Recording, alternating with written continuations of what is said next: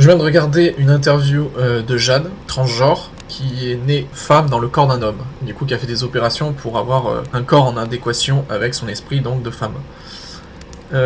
Sur la chaîne, donc l'interview est sur la chaîne YouTube Livre Noir, que je vous conseille de regarder. Les intervenants sont très intéressants. Alors j'aimerais parler donc de choses que cette Jade a dites, qui reflètent en fait beaucoup de transgenres, en tout cas des transgenres qui sont médiatisés. Ces personnes revendiquent souvent le fait qu'il faut faire évoluer les mentalités, changer cette dichotomie entre masculin-féminin, arrêter de dire voilà ça c'est masculin, ça c'est féminin, etc. Or, leur problème c'est exactement ça, c'est justement le genre masculin et féminin. Parce que ces personnes, quand elles naissent, elles le disent elles-mêmes, elles sont nées avec le mauvais corps. Par exemple, elle est née donc dans sa tête féminine, ça veut dire qu'elle avait tous les cadres dans sa tête. Elle se sentait féminine. Donc c'est bien qu'elle appartenait à une catégorie bien précise. Et justement, son corps qui était d'apparence masculine, elle l'a rejeté, elle n'en voulait pas. Et elle a tout fait, elle a fait des opérations pour justement avoir un corps féminin. Donc c'est bien quelque part que les codes masculin-féminin sont hyper ancrés. Pour le coup, l'identité masculin-féminin est hyper dominant, voire même plus que chez certaines autres personnes qui seraient cisgenres. Donc c'est en ça le paradoxe en fait de ces personnes. Elles ont un discours qui vise tout le temps à essayer de casser les codes masculin-féminin, alors que ces personnes elles-mêmes font tout pour appartenir à une case. Et puis pour revenir justement à ce thème de masculin-féminin, qu'on soit cis ou transgenre, peu importe. En fait, je trouve que c'est ridicule. Parce que, en fait, ces personnes veulent nous faire croire que ça y est, on a tout inventé, l'homme a inventé les genres et tout ça. Alors que non, c'est la nature qui a inventé, ou la nature ou Dieu, peu importe. Mais ça a été fait pour, à l'origine, nos ancêtres, les tout premiers êtres vivants, étaient des organismes asexués. Elles se reproduisaient entre elles de manière indifférenciée. C'est la nature ou Dieu qui a fait en sorte, avec l'évolution, de différencier deux êtres vivants avec donc des gamètes, deux organes reproducteurs opposés, qui sont faits pour s'assembler et se reproduire. Et ce, de manière beaucoup plus efficace, et cela permet de créer des générations beaucoup plus robustes. Donc bref, c'est bien qu'il y a des différences. Et d'ailleurs, on peut même faire des parallèles. On prend deux êtres humains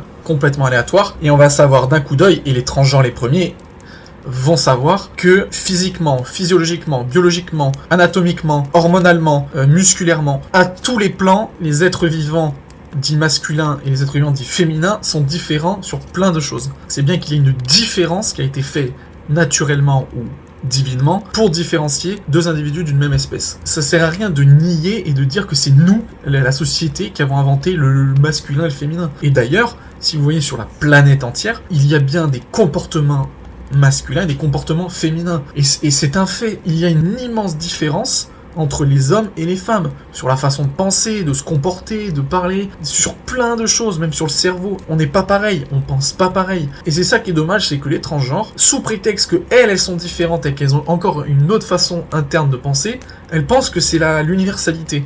Et elles pensent que comme elles ont été différentes, ces personnes, elles se disent « Ah, mais en fait, c'est moi qui détiens la vérité, et en fait, tout le monde se plante, et il faut pas penser que masculin ou que féminin. » Alors que c'est complètement faux. Et la preuve, encore une fois, dans la plupart des transgenres, c'est justement, elles se sont trompées de corps. Donc c'est bien qu'elles ont une façon de penser qui se rapproche plus d'une identité que de l'autre. Après, bien sûr, il y a tout ce qui est non-binaire, etc.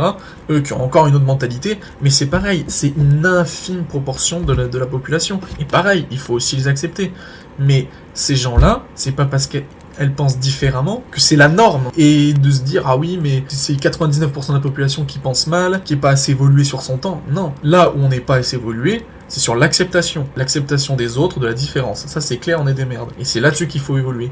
Mais par contre, je suis désolé, non, on n'est pas tous pareils. Et quand on est enfant, moi je le vois encore une fois avec ce que je fais, même à un très petit âge, la majorité des garçons vont aller naturellement, comme on dit, vers des jeux de garçons, mais c'est pas la société qui a inventé les jeux de garçons. C'est les garçons eux-mêmes, en étant garçons, qui ont aimé ça et qui se sont dit, du coup, on va fabriquer ça, ça et ça. Et pareil pour les filles. En fait, c'est prendre le problème à l'envers. On dit, ah oui, mais comme par hasard, les garçons, on leur achète ça, les filles achètent ça. Mais c'est parce que les garçons aiment ça et que les filles aiment ça. Après, rien n'empêche, encore une fois, que si un garçon veut jouer aux poupées, qu'on lui achète des poupées et qu'il joue aux poupées. Et pareil pour des filles avec des petites voitures, par exemple. Dans une cour ou dans une salle, vous pouvez donner plein de jouets différents. Une majorité de garçons va jouer avec des jeux de garçons, une majorité de filles va jouer avec des jeux de filles. C'est pas grave, et c'est pas grave aussi que certains garçons jouent avec des jeux de filles et que certaines filles jouent avec des jeux de garçons. C'est là où, oui, effectivement, on est en retard, c'est sur vraiment l'ouverture d'esprit. Mais par contre, je suis désolé, ne pensez pas que parce que vous pensez différemment, vous pensez universellement et juste. C'est pas vrai. Il y a bien des garçons, des hommes et des filles et des femmes. On est vraiment différents sur plein de plans. Et après, effectivement, sur toute la population qu'on est, il y a des petits pourcentages de gens qui sont différents et qui pensent encore différents et qui arrivent à avoir un peu des deux, etc. Mais c'est pas la norme. Il faut accepter la différence, mais il ne faut pas en faire une normalité.